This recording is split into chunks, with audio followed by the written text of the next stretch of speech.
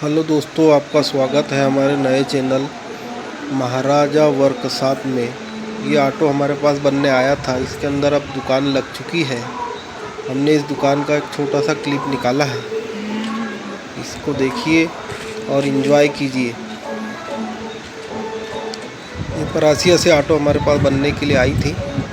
इसके अंदर भाई ने दुकान लगा चुका है और इसके अंदर वहाँ रोज़ाना सुबह धंधा करने जा रहे हैं और बहुत अच्छा रिस्पांस मिल रहा है। इस टाइप की दुकान आपको भी अगर बनवाना है तो हमारे चैनल के ऊपर हमारा नंबर डला हुआ है, हमसे संपर्क करें और हमारे चैनल को सपोर्ट करें, लाइक करें, सब्सक्राइब करें और इस टाइप के नए नए वीडियो देखने के लिए हमारे चैनल पे बने रहें।